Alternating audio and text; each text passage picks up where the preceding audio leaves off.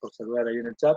Eh, Necesitamos sí o sí, digamos, de esta especie de encuentro personal, en algunos casos fue más necesario que otros, en el sentido de que siempre las instancias grupales, esto también nos pasaba y nos va a volver a pasar ahora cuando volvamos a la presencialidad, en relación a la situación grupal, ¿no? Digo, por ahí hay quien es un poco más menos tímido, quien tiene que plantear alguna situación personal o del grupo, digamos, en relación al tema, al comitente y demás, por alguna razón no se anima a hacerlo frente a sus compañeros. Esto es algo que también tenemos que ir cambiando un poquito como actitud en relación justamente al exponerse, ¿no? Al decir, bueno, creo que voy por este lado, estas son mis ideas, este es mi comitente.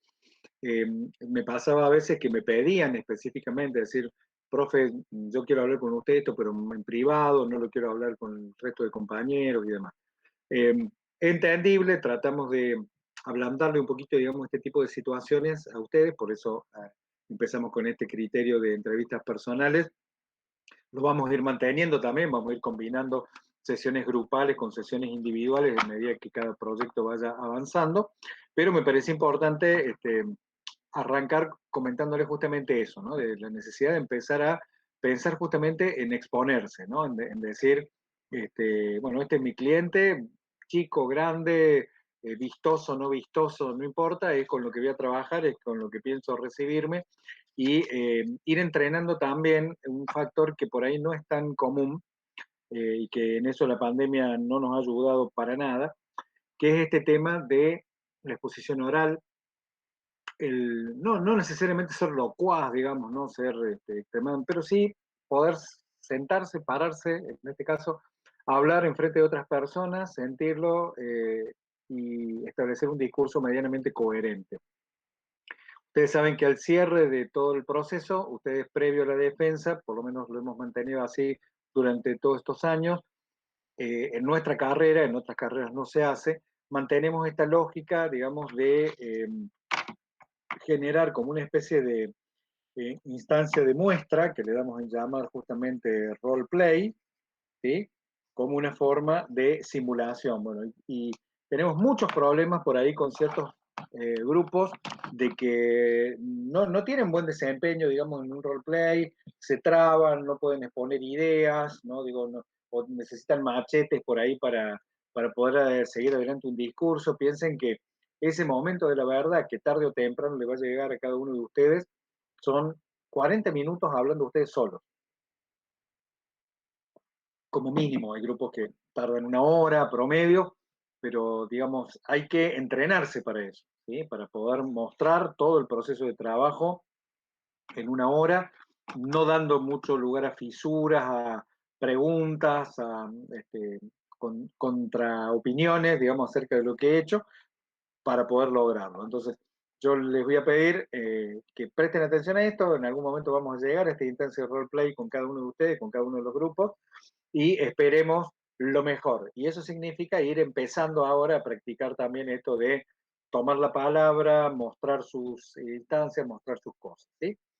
En general estoy como entusiasmado, iba a decir satisfecho, pero le sumamos un punto más, entusiasmado con muchos, de la mayoría de los proyectos que tienen en mente.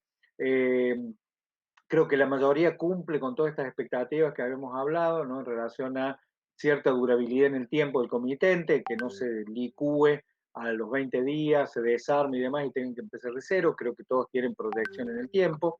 Estamos viviendo también una situación, la conversé prácticamente con todos los grupos, a nivel escenario, que algunos de estos comitentes los va a ayudar mucho y otros tal vez no los ayude tanto, como es la reactivación de procesos de tipo económicos que se está produciendo en todo el mundo, particularmente en Argentina y en la provincia.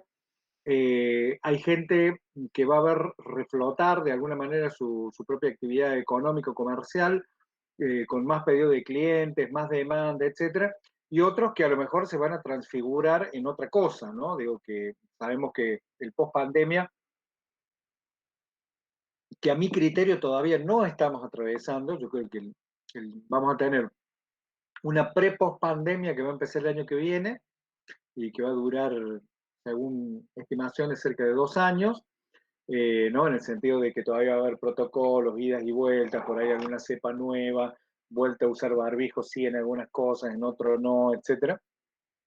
Y ya una estabilidad de una normalidad realmente nueva, pasando el 2024, ¿no? Suponiendo que digo que no haya ninguna otra instancia en el medio. ¿Esto qué significa? Que desde el punto de vista, por ejemplo, de negocios, hay muchos negocios que van a ser totalmente transformados, ¿no? Yo no me animo, ni mucho menos ahora en público, a decir cuál de los proyectos va a sufrir más o menos transformación, pero sepamos entender que también en estos 2 años va a haber muchísimas modificaciones desde el punto de vista tecnológico, que seguramente si lo hacen en un tiempo relativamente breve no los van a afectar tanto, pero que sí al futuro de su cliente deberían por lo menos tener como una base, ¿no? Me refiero a cosas tales como la implementación, yo me parece que va a ser en forma bastante acelerada, de todo lo que es 5G en Argentina, todo lo que tiene que ver con una brecha digital que se va a ampliar en relación a la disponibilidad y acceso a tecnología. Sabemos que la Argentina, particularmente como escenario, se viene transformando. Ya la clase media, de la cual en general formamos parte todos nosotros, está como tomándose sus propias decisiones y desgranándose. Hay parte de la clase media que entró dentro de circuitos económicos que nos disparó levemente hacia arriba, no es la mayoría, y sí una importante cantidad de gente de clase media que estaba medio border para caerse prácticamente del sistema y que se está cayendo cada vez más, ¿no? Fruto de la inflación, fruto de malas decisiones económicas, etcétera, pero vamos a tener cada vez una sociedad un poco más polarizada, con menos clase media, eh, gente digo, de alto poder económico capaces de consumir, y gente que se va cayendo, digo, de la pirámide, en algunos casos rumbo a la pobreza, como es lo que lamentablemente está sucediendo, ¿no? ¿Esto qué significa? Que más allá de lo que nos afecta a nosotros como personas, individualmente, emocionalmente, económicamente, en términos profesionales tenemos que poder leerlo, ¿sí? Un gran desafío que en general tiene un profesional de nivel superior es leer escenarios, ¿sí? Si yo no puedo leer escenarios, probablemente tome decisiones que no sean las correctas y en mis servicios, en mi prestación de servicios profesionales, haga equivocar también a mi cliente, ¿no? Eso es una primera responsabilidad que yo les diría que tienen que asumir cada uno con el comitente que ya tienen tomado de la mano y a partir del cual van a estar continuando. Un tema que, perdón que no estaba grabando la reunión, vamos a hacer la grabación. Un tema que me parece, digo, en esto fundamental es, no creemos soluciones para problemas que no existen. Yo sé que el objetivo claramente está en el egreso, recibirse y demás, pero no forcemos cosas que no van a ser consideradas como verdaderas soluciones porque los problemas, digo, como tales no existen. Primer paradigma, ¿no? Es decir, yo tengo que en esta etapa, que muchos ya han comenzado, que han continuado con sus actividades y demás de indagación con el cliente, ya lo están haciendo, otros todavía están un poco demorados. Tenemos este plazo del 15 de octubre como un plazo primario, se pueden demorar unos días más, no hay problema, pero como plazo primario para decir, bueno, llego a hacer una instancia ahora de análisis donde voy a definir lo más claramente posible una serie de problemas, ¿sí? Problemas que pueden no ser de comunicación en algún caso, ¿sí? Que cuando yo responda, bueno, hay una crisis económica, pasa esto, un poco en general la devolución genérica que vi en muchos grupos tenía que ver con el tema del dólar, ¿no? Algo que también está presente en nuestros escenarios argentinos. Eh, Nosotros tenemos económicamente una situación bastante complicada, no me voy a poner a trabajar, digamos, en esa línea, porque por ahí incluso tendría hasta ribetes políticos que no corresponden en este caso en el aula, pero digamos, estamos enfrentando pagos de intereses de deuda externa, de una deuda externa tremenda, en miles de dólares, millones de dólares, eh, con lo cual se necesita todos y cada uno de los dólares que andan dando vuelta por ahí. No se alcanza a ver, digamos, el impacto todavía de esto, pero pensemos que lo que tenemos en materia de reservas es mínimo y que de hecho no alcanza para pagar la deuda que tenemos ya en diciembre, ¿no? Esto va a implicar, mal que nos pese, por lo menos todo indica ahí, una devaluación importante que todo el mundo estima posterior a las elecciones, ¿no? O sea, un dólar en noviembre, tal vez no estrictamente en noviembre, puede pasar en diciembre. La política argentina, no importa el signo o color político que tenga, habitualmente suele tomar la mala costumbre de hacer grandes ajustes en diciembre, enero y febrero, que es donde la mayoría de los argentinos que disfrutan de algún tipo de vacaciones están intentando desconectarse, no quieren leer los diarios, nadie va a hacer una marcha multitudinaria hacia el Congreso diciendo, che, loco, un dólar a 300 no es mucho. Vamos a estar todos, aunque sea mojando los pies acá en la cañada. Se espera un ajuste y ese ajuste, digo, de un dólar, no sabemos a cuánto, si se va a acercar al blue, si no se va a acercar, si lo va a superar ampliamente. Yo escucho versiones aterradoras que no voy a compartir con ustedes, pero muchos de los clientes, y lo he conversado individualmente recién o ayer, muchos de sus clientes van a estar sujetos a cierta dinámica muy influenciada por la inflación y muy influenciada por estos movimientos de política cambiaria que puede llegar a tener la Argentina. Si yo trabajo con productos importados, si trabajo con productos que están dolarizados, ¿sí? Seguramente el diferencial de precio tal vez no sea un factor que yo pueda salir a vender, porque el producto va a estar caro. Yo de hecho leía ayer mismo un artículo en Infotechnology, que es una publicación especializada en tecnología de información de Argentina, donde casi clamaba el artículo, el que quiera me dice, yo se lo busco y se lo comparto, que si tenés que invertir en tecnología, hacelo ahora. Tenés un mes para comprar tecnología, celulares, notebook, etcétera, porque el mercado todavía tiene como pisado esta lógica de atar el precio a la probable evolución del dólar, de un dólar obviamente superior al que tenemos ahora, ¿no? Como la cuestión de ingresos en general no va a variar, o sea, la devaluación lo que impacta obviamente es en el bolsillo de cada uno de nosotros, vas a seguir cobrando en pesos lo mismo, pero tu bien se te va a ir escapando en pesos porque el dólar va a ir aumentando, ¿no? Entonces digo, en esta lógica va a haber muchos de estos negocios, estos emprendimientos que estamos trabajando aquí, que van a estar influenciados por eso. Vamos a ver si esto perjudica o no, digamos, a cada tipo de cliente. Por ejemplo, una cosa sorprendente que sí menciona el artículo y que tiene que ver con estos mercados de consumo, que el único segmento en tecnología que realmente ha ido creciendo especulativamente en precio ha sido el segmento gamer, ¿sí?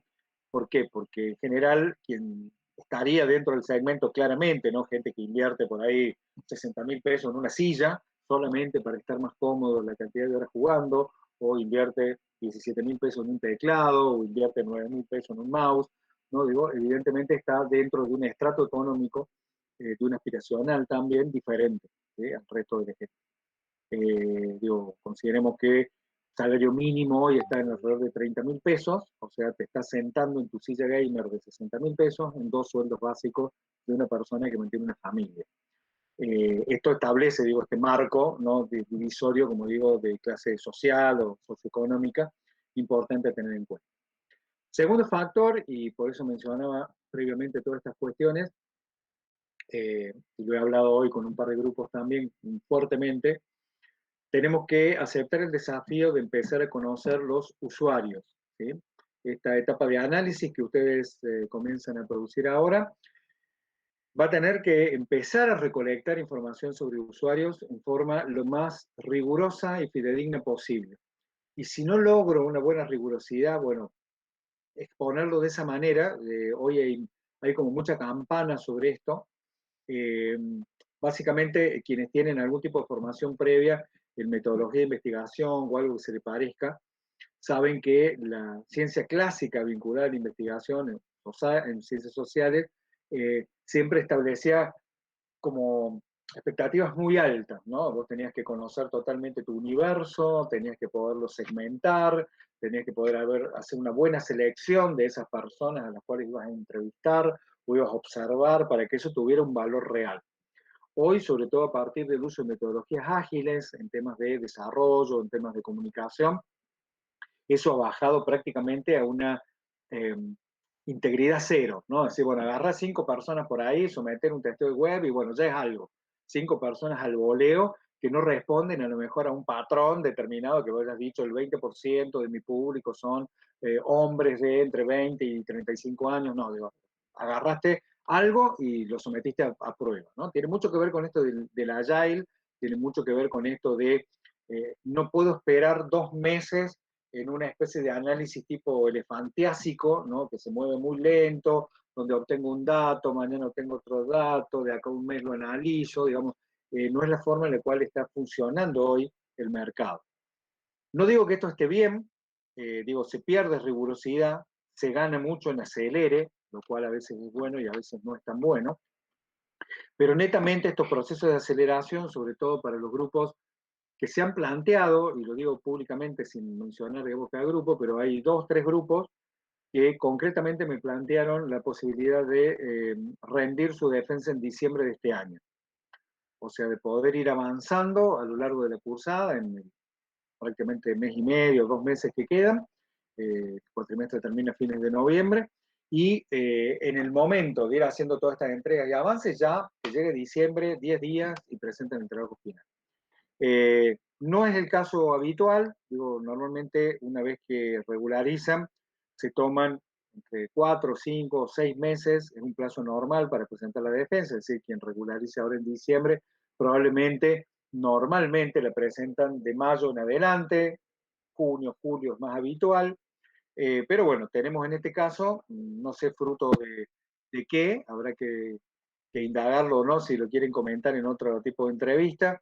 Sé que hay mucha gente que se quiere ir del país, ¿no? Hay proyectos vinculados por ahí a migraciones que acelerarían estos procesos. Si ese fuera el caso, yo les diría, no es tanto problema, mientras sigamos con cierta instancia de virtualidad, ustedes están en Italia, se van en diciembre a Italia y quieren rendir en mayo, bueno, lo haremos la defensa virtual en mayo desde Italia.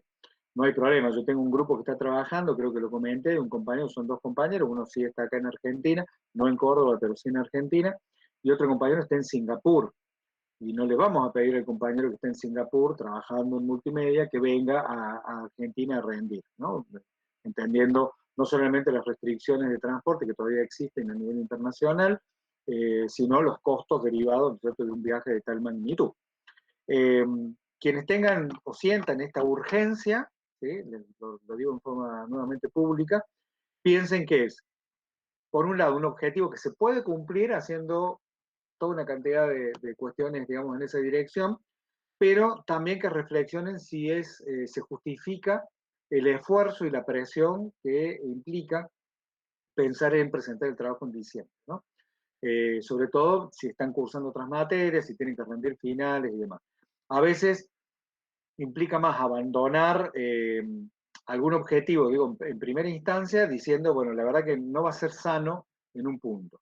Lo podemos medir con otro tipo de instancias, no sé ustedes, yo en particular tengo un estado físico bastante lamentable, la pandemia no fue buena compañera de mi diabetes, he aumentado también bastante de peso y demás, siendo que durante varios años, los últimos años de mi vida, había estado como bastante involucrado en cuestiones, digamos, deportivas y demás.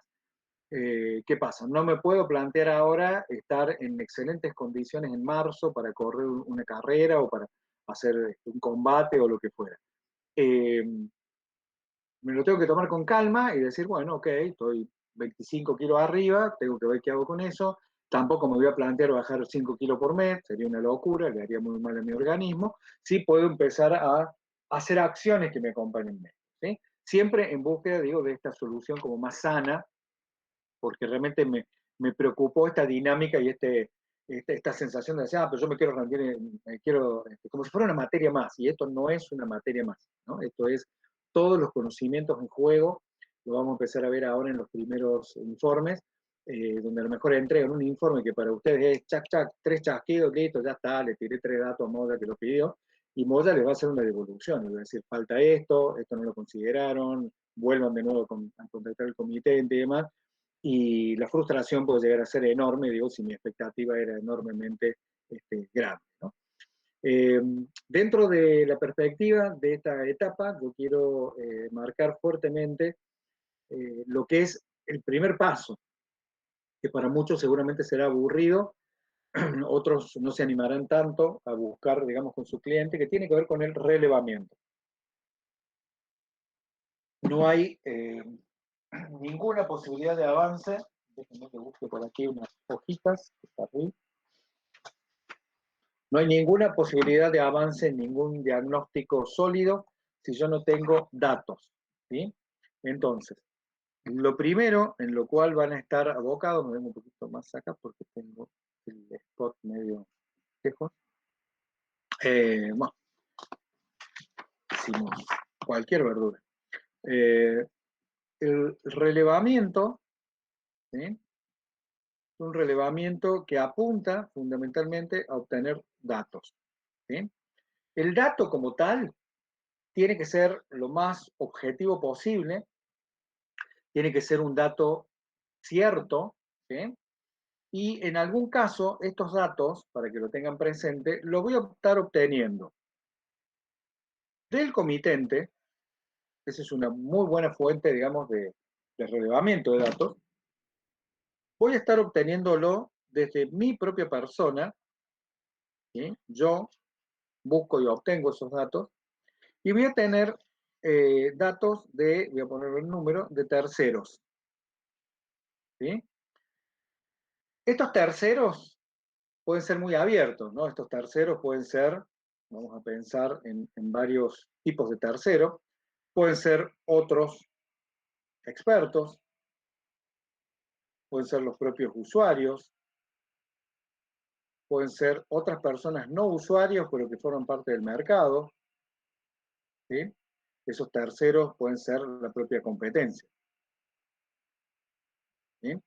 Y todos estos datos que voy a obtener, digamos, en materia de relevamiento, con diferentes órdenes, con diferentes características, ahora vamos a ver, yo después los voy a tener que procesar, ¿sí? Pero ahora lo importante en este primer punto es tener datos. Incluso, en la medida de lo posible, si me van surgiendo ideas, por supuesto, llamémosle hipótesis, sobre qué hacer y demás, bueno, vayamos tomando nota de eso, pero por el momento vamos obteniendo datos. ¿Con qué disonancias me puedo llegar a encontrar?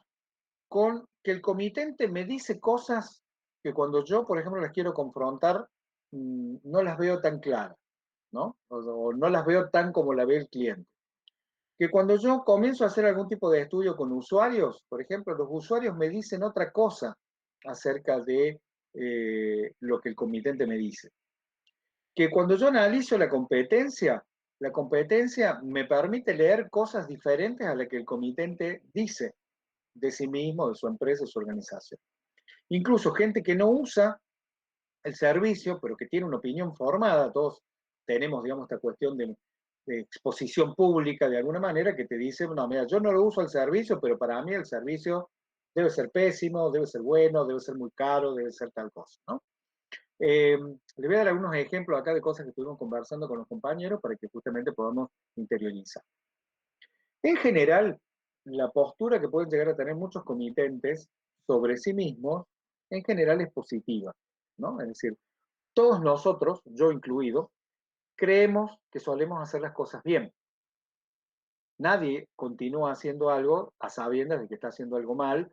Eh, ¿Por qué? Porque sabemos que los resultados de hacer algo mal son negativos, ¿no? Eh, de pronto podemos llegar a tener, estoy inventando, una empresa, puede ser una empresa gastronómica, donde yo creo que la imagen que el cliente tiene de mí es que soy una empresa de buena gastronomía, de buena higiene y de buena calidad de servicio, ¿sí? Entonces, prácticamente tengo muy poco que mejorar. Y yo, como comitente, dueño de ese restaurante, de ese emprendimiento gastronómico, pienso que lo que tengo que hacer en materia de comunicación y de comunicación digital es comunicar la marca, ¿sí? Diferenciarme por precio, por ejemplo, que dentro de la calidad que ofrezco de mi menú, es un precio justo, no es un precio exacerbado, digamos, a lo de estos chefs de Buenos Aires, eh, y ahí me quedo como comitente. Ahora, vos que estás haciendo este análisis, ¿no es cierto? Y estás buscando datos y haces entrevistas por ahí con gente de fuera, ves la competencia y demás, te das cuenta que en el segmento donde compite, por ejemplo, otros restaurantes tienen mucha mejor presentación visual que la tuya. Tienen evidentemente mucho más higiene en los pisos, en los cubiertos, etcétera, etcétera. Entrevistás usuarios, contactás usuarios y los entrevistás. Y los usuarios dicen, sí, no, yo la otra vez, la última vez que fui, la verdad que me cayó medio feo, porque vi el plato, estaba así como con una patinada, una cosa media sucia, el cubierto se podía ver que capaz que lo han lavado en la vajilla porque no estaba bien lavado.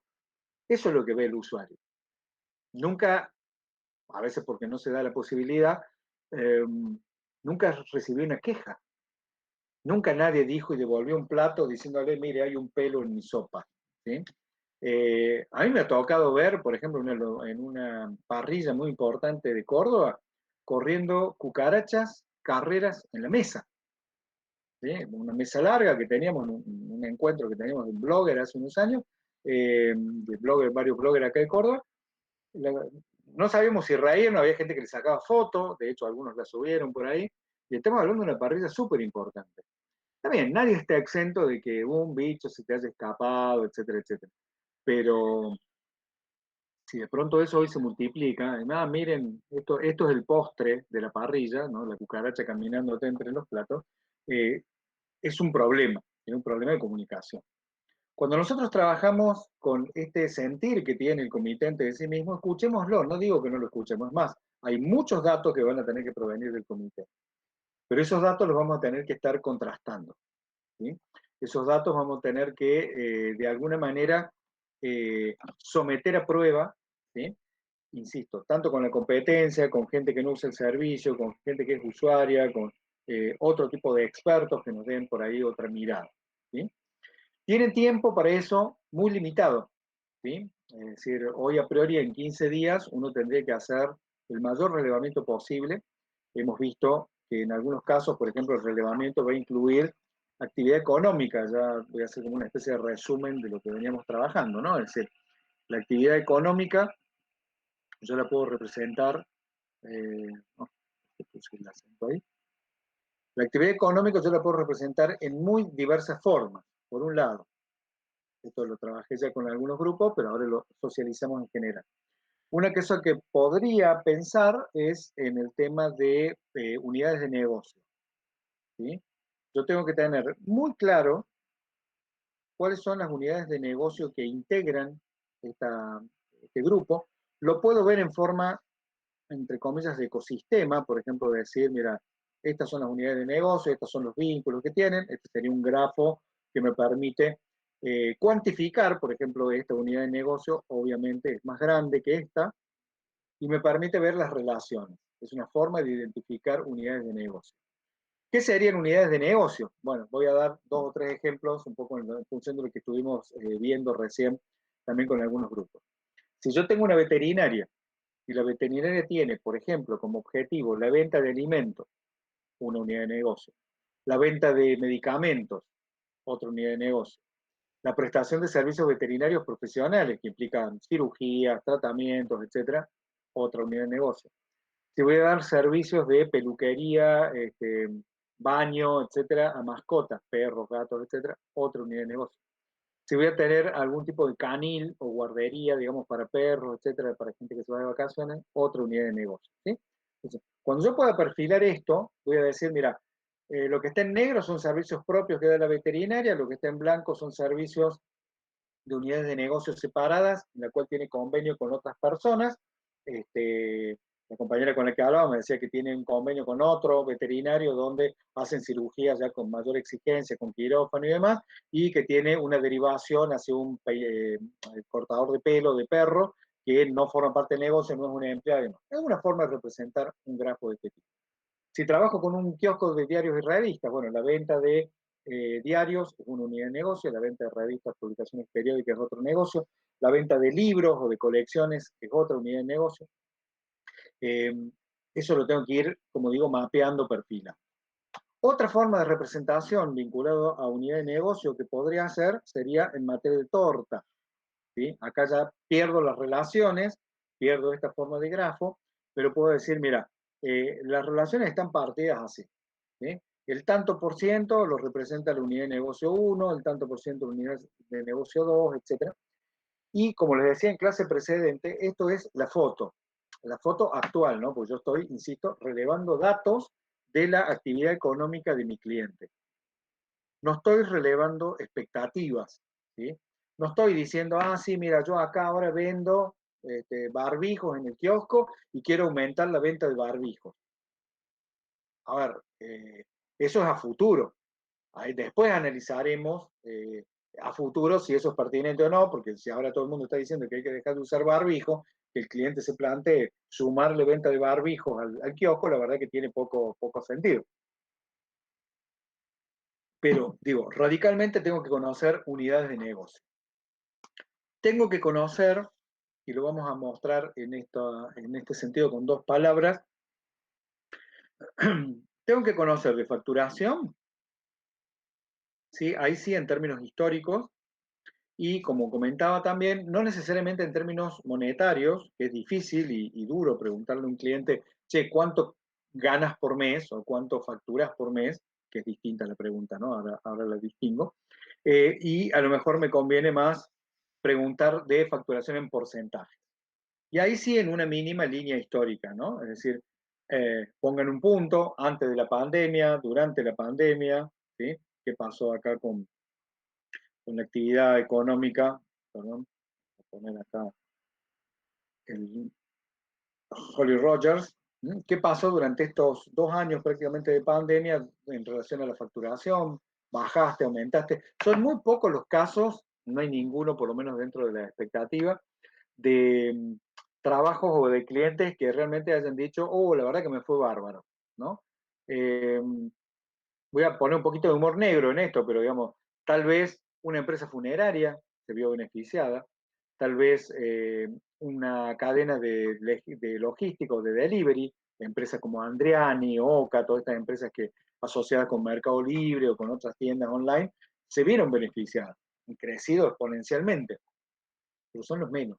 La mayoría de la gente, la pandemia le trajo un descenso notable, digamos, en materia de facturación. Otra cuestión que tienen que empezar a entender también el negocio de su cliente es todo lo que tiene que ver con rentabilidad. ¿Sí? La rentabilidad es un concepto que, sobre todo, digamos, muchos jóvenes todavía no entienden o no terminan de comprender que en relación a la facturación, yo puedo facturar 1.000.000 de pesos, ¿ok? Pero si de 1.000.000 de pesos tengo 900.000 de gastos de infraestructura, si me van en impuestos, en pagar tercerizaciones y demás, mi rentabilidad es muy baja. Estamos hablando del 10% sobre el total de la facturación. Si por el contrario yo vendo 1.000.000 de pesos y tengo de gasto 50.000, obviamente mi rentabilidad es muy alta. Básicamente la rentabilidad estaría dada por la suma de todos mis ingresos en relación a lo que me queda, ¿sí? Siendo que todo lo demás es gasto y esto es acumulación, ¿no? Es decir, eh, esta es mi facturación total, el 100% de mi facturación, bueno, de lo que me entró, cuánto me queda a mí y cuánto se fueron, como digo, en gastos de impuestos, insumos, gastos de diferente índole, ¿sí? Hay actividades que son más o menos rentables. Yo ponía el ejemplo con la compañera que estaba trabajando con la perspectiva de un kiosco de diarios y revistas. Tiene una rentabilidad muy alta, un kiosco de diarios y revistas. Normalmente un canillita cobra entre un 40, 50, a veces en algunos productos hasta 60% sobre el valor de algo que tenga una tapa. O sea, comprar una revista de 250 pesos, 125 pesos quedan para el canillita. Es una tarea muy sacrificada, yo he conocido muchos canillitas en mi vida, algunos se han muerto, hay que estar súper temprano en las distribuidoras, muchos no tienen vehículos, entonces andan con bicicletas, con kilos y demás. No digo que sea una actividad deseable, ¿no? Pero que tiene un índice importante de rentabilidad, lo tiene, en relación al precio, digamos, de venta de productos. Veamos otro, no tenemos ningún caso, pero las verdulerías. Las verdulerías en general también son rentables, tienen un alto índice de rentabilidad, pero tienen mucha pérdida. porque tienen productos perecederos. Cualquiera de ustedes que conozca una verdulería sabe que al caer la noche quedan las cajas o los cajones, digamos, con verdura en mal estado, ¿no es cierto? Ya que no se pueden comercializar. Por ahí vemos también el lamentable espectáculo de personas en carros o este, a pie, ¿no es cierto?, tratando de recolectar esos alimentos que no deberían ser consumidos. Pero bueno, habla de diferentes escenarios, ¿sí? En algunos casos, algunas empresas, sí, vamos a darle la palabrita porque ya no nos queda mucho tiempo. Te escucho.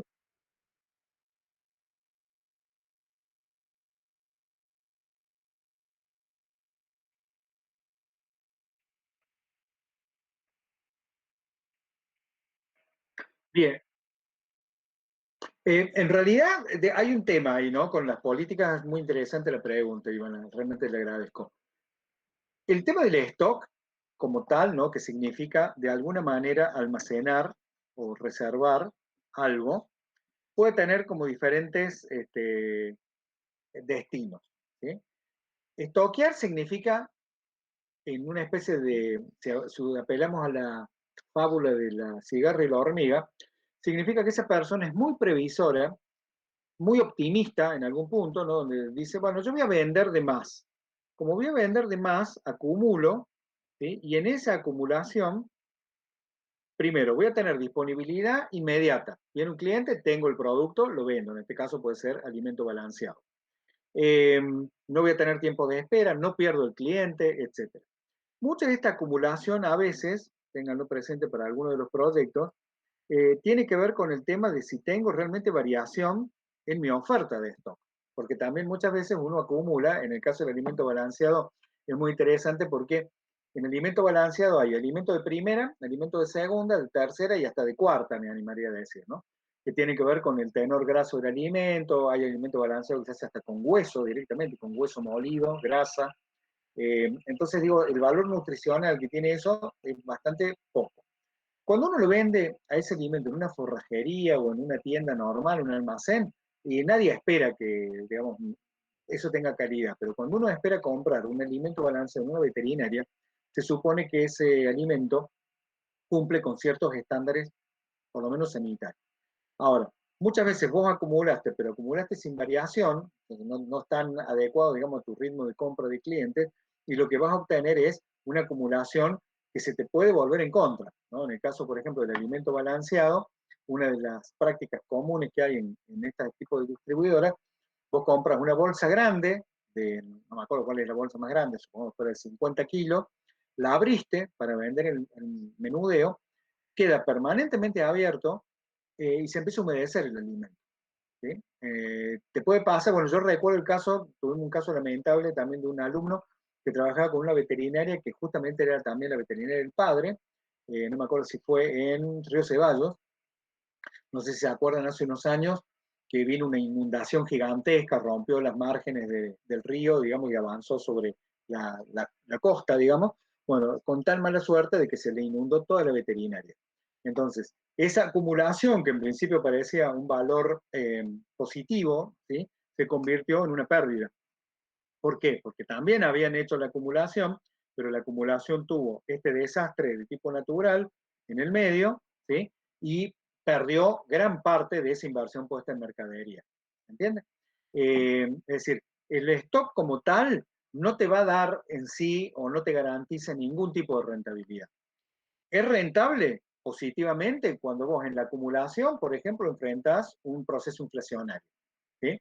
Entonces protegiste, vos compraste, supongamos la bolsa, estoy hablando de cualquier número porque ignoro los precios reales, donde vos decís, compré la bolsa de 5 kilos de alimento para gatos en 700 pesos.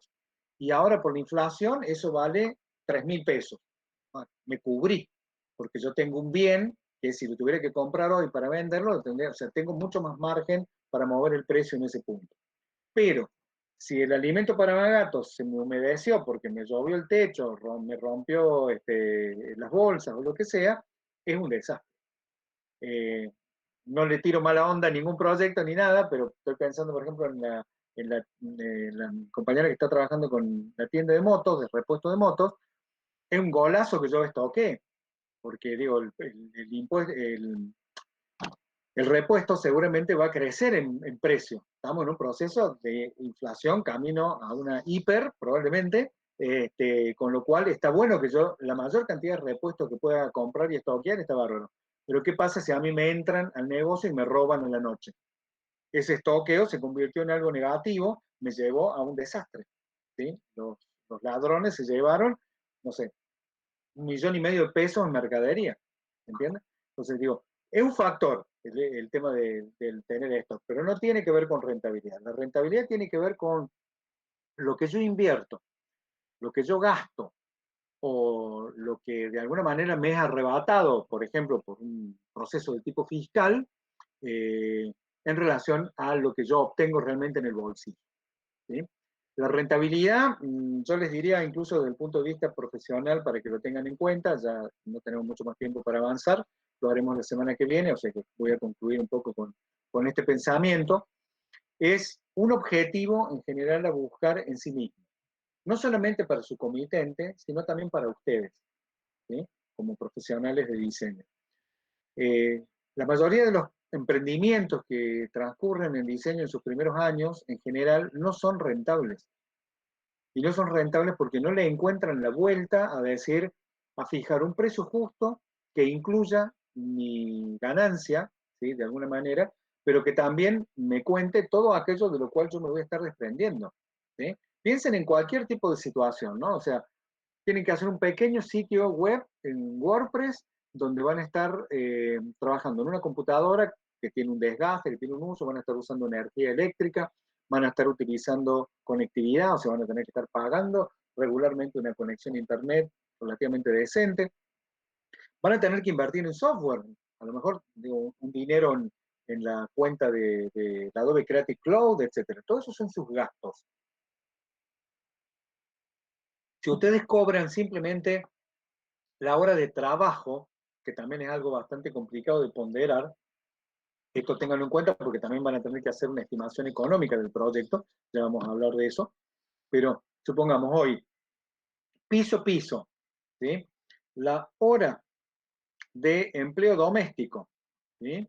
Estoy hablando de tal vez uno de los rangos peor pagados en Argentina, en este momento está en 256 pesos más o menos, ¿sí?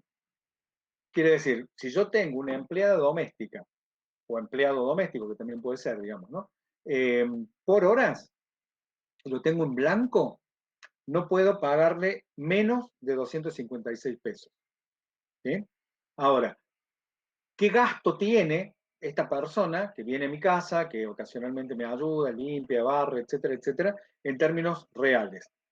A estos 256 pesos que se lleva en el bolsillo, insisto, por hora, ¿sí? Le tiene que restar transporte, que dependerá si utiliza colectivo, si tiene una pequeña motito, si lo trae un pariente a la puerta de la casa donde va a trabajar, etcétera. Va a tener gastos, por ejemplo, en ropa que se desgasta, que se mancha con lavandina, zapatillas, etcétera, etcétera.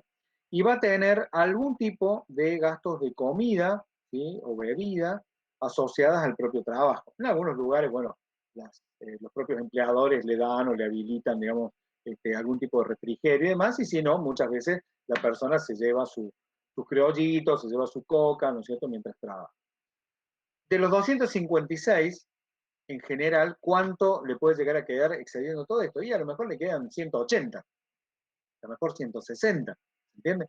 Es decir, nunca uno, por más que facture, entre comillas, cobra o disfruta del total de esa facturación. Si ustedes se plantean como diseñadores, dirían, bueno, a ver, mi hora como diseñador, ¿cuánto estaría cobrando? Y a lo mejor, entendido, digamos, no como diseñador que solo diseña, ¿no? Estamos hablando de diseñador con infraestructura, decís, bueno, yo voy a cobrar mi hora 500 pesos, o voy a cobrar mi hora 700 pesos, o voy a cobrar mi hora 1000 pesos. ¿Y cuáles son las deducciones que vamos a hacer de esto en relación eh, a la rentabilidad? Que a lo mejor yo acá tengo computadora, acá tengo conectividad de internet y celular, tengo energía eléctrica, ¿sí? Tengo libros, tengo software. ¿Sí? A lo mejor, en términos de rentabilidad, vuelvo a insistir, de rentabilidad, es más rentable trabajar en el empleo doméstico que como diseñador con estos valores. ¿Por qué? Porque lo que yo gasto o invierto o tengo que aportar, por ejemplo, en impuestos, ¿sí? Me deja casi a nivel de un empleo doméstico. ¿Entiendes? Entonces digo, a mismo valor, ¿quién es más rentable? Aquel que tiene menos gastos. ¿Sí? No digo que esté bien este salario, es paupérrimo, hoy compras una gaseosa y te sale 180 mangos, ¿no? Digo, laburas una hora para tomarte un litro de gaseosa, es una locura. Pero también, digo, les permite ver esta idea de los márgenes de rentabilidad que pueden llegar a estar manejando sus clientes. Si el margen de rentabilidad es muy bajo, con esto ya cierro, estamos justo sobre el horario, lo que probablemente necesite hacer sea ampliar mi base de usuarios. ¿Sí? Porque cuando yo facturo un monto, pero mi margen de rentabilidad es pequeño, necesito ampliar esa base de facturación para poder sacar ese poquito de rentabilidad en muchas más personas o clientes. Si yo por el contrario tengo un negocio muy específico, pongamos cirugía estética, donde una sola persona me aporta un montón de capital y mi inversión realmente me deja margen, un amplio margen de rentabilidad y no necesito ampliar mi cartera de clientes. ¿Sí? Bien, se está yendo mucha gente, así que ya damos por terminado 18-28 la clase de hoy. Si tienen alguna pregunta, con gusto la resolvemos ya con quienes se quedan. El resto ya puede ir abandonando también sala si quieren. Nos veremos la próxima semana. Chau, chau. Nos vemos, profe.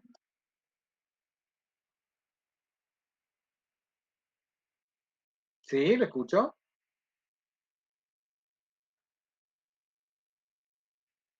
Ah, el formulario. Dale, gracias, gracias, gracias, gracias. Sí, ahí va. Nos vemos. Chau, chi.